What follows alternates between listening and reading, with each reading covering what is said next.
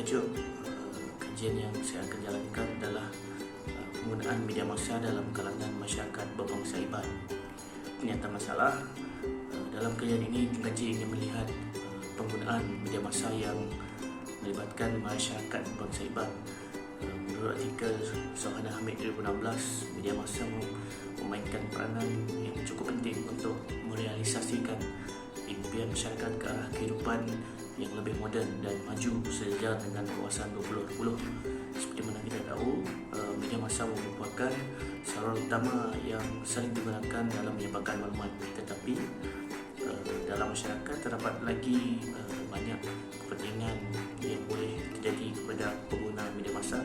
Antaranya adalah dapat meningkatkan jumlah cendekiawan dalam negara, memposifatkan membaca di dalam masyarakat, penerapan nilai murni dan sebagainya. Jadi dalam kajian ini pengkaji telah memilih dua jenis media yang akan dikaji, iaitu antara media cetak dan juga media elektronik. Media elektronik yang dimaksudkan adalah seperti televisyen, radio dan juga internet. Kalau media cetak pula melibatkan akhbar, majalah dan juga buku. Oleh yang demikian, kajian ini dijalankan bagi melihat penggunaan media massa dalam kalangan masyarakat berbangsa Iban.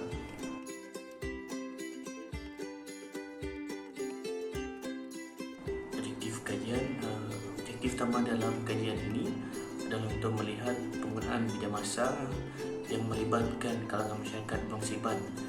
Jadi dengan dua jenis media yang dipilih, iaitu media cetak dan juga media elektronik, pengkaji telah pun menghasilkan 3 objektif kajian yang berkaitan. Yang pertama adalah mengkaji jenis-jenis media massa yang digunakan oleh masyarakat berbangsa Iban. Yang kedua adalah mengenal pasti tujuan penggunaan media massa dalam golongan masyarakat berbangsa Iban. Dan yang terakhir adalah menganalisis kekerapan masyarakat berbangsa Iban dalam menggunakan media massa.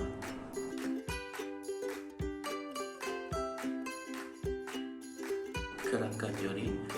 Jadi dalam kajian ini pengkaji telah pun memilih teori users and gratification sebagai teori yang akan digunakan dalam menjalankan kajian ini. Merujuk kepada Vini 2019, users gratification, teori assets that people use media to gratify specific wants and needs. Teori ini merupakan teori yang menunjukkan bagaimana seseorang individu tersebut memilih tujuan dan kehendak ketika menggunakan media. Jadi teori ini bergantung kepada dua prinsip, iaitu prinsip pertama adalah teori ini menggambarkan pengguna media sebagai pengguna yang aktif dalam pemilihan media yang mereka gunakan, dan yang kedua adalah setiap individu yang menggunakan media sedar dengan sebab apa mereka memilih media yang sedang mereka gunakan. Jadi hasil daripada itu terdapat 5 andaian yang tercetus. Antaranya ialah penggunaan media merupakan sebuah matlamat. Orang ramai terdorong untuk menggunakan media. Yang kedua adalah media dipilih berdasarkan penjangkaan, di mana media dijangkakan dapat memenuhi keperluan dan kehendak tertentu. Yang ketiga adalah pengaruh media terhadap tingkah laku disaring oleh faktor sosial dan psikologi. Oleh yang demikian, kepribadian dan konteks sosial mempengaruhi pilihan media yang dibuat oleh seseorang dan tafsiran seseorang terhadap mesej media. Yang keempat adalah media bersaing dengan bentuk komunikasi lain untuk perhatian seseorang. Sebagai contoh, seseorang individu boleh memilih untuk mengadakan perbualan secara langsung mengenai sesuatu masalah daripada menonton dokumentari mengenai masalah tersebut. Dan yang terakhir adalah orang biasanya menguasai media dan oleh itu tidak dipengaruhi oleh media.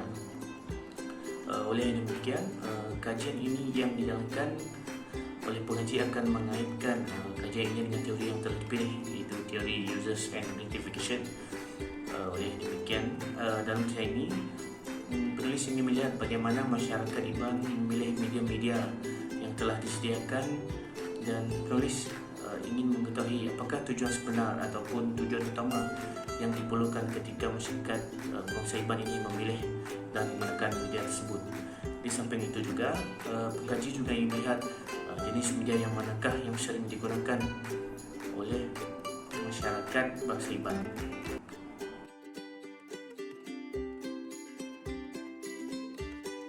Metodologi kajian. Dalam kajian ini, pengkaji telah memilih paradigma kuantitatif sebagai metodologi kajian yang akan dijalankan. Menurut Zenshah 2013, kajian kuantitatif merupakan satu kajian secara umum yang menggunakan analisis statistik, lebih bersifat objektif dan berorientasikan kepada hasil. Penyelidikan kuantitatif ini dikaitkan dengan penyelidikan yang memerlukan data numerika dan ketepatan. Penyelidikan kuantitatif terbagi pada dua jenis, iaitu kajian intervensi dan kajian non-intervensi. Reka bentuk kajian yang sesuai bagi kajian intervensi ialah dengan melakukan kajian yang berbentuk eksperimen, manakala bagi kajian non-intervensi pula sesuai dengan reka bentuk kajian yang melibatkan kajian korelisasi dan kajian tinjauan. Penyelidikan kuantitatif ini memerlukan pengkaji menentukan apa yang hendak dikaji, bertanya soalan yang khusus, mengecilkan skop soalan dan mengumpulkan data yang boleh dikuantitatifkan daripada peserta.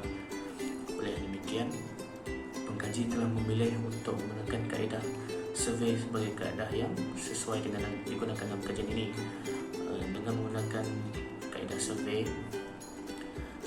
pengkaji memerlukan seramai 50 orang responden untuk menjawab soalan-soalan yang akan disediakan oleh pengkaji.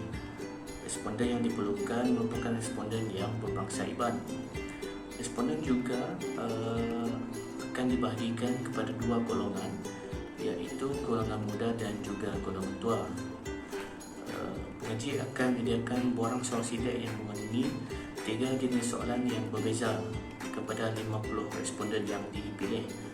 Antara soalan-soalan yang akan diajukan dan disediakan adalah seperti apakah jenis media massa yang anda kerap gunakan, apakah tujuan anda menggunakan media massa, dan berapa kerapkah anda menggunakan media massa. Soalan-soalan ini akan diajukan dan diletakkan di dalam borang yang akan diedarkan kepada 50 orang responden yang terpilih. Bagi lokasi kajian yang dipilih oleh pengkaji untuk mengedarkan borang ini adalah di kawasan perkampungan orang Iban di Seri Aman. Pemilihan lokasi kajian tersebut adalah berdasarkan keadaan di lokasi tersebut yang masih lagi tidak berkembang pesat dan maju. Setelah mendapatkan responden dan borang yang telah diisi, data yang didapati hasil daripada borang soal sidik yang telah dijawab akan diterjemahkan kepada data yang berbentuk saintifik. Data ini akan diterjemahkan kepada bentuk rajah agar mudah untuk difahami dan dianalisis oleh pengkaji. Dengan adanya data yang bentuk statistik ini, pengkaji dapat melihat perbandingan yang ada pada setiap jawapan yang diberikan oleh responden terhadap soalan yang telah pun diajukan. Justru itu, pengkaji akan menjalankan kajian ini dengan menggunakan kaedah survey bagi menjawab dan mencapai objektif kajian yang telah pun ditetapkan.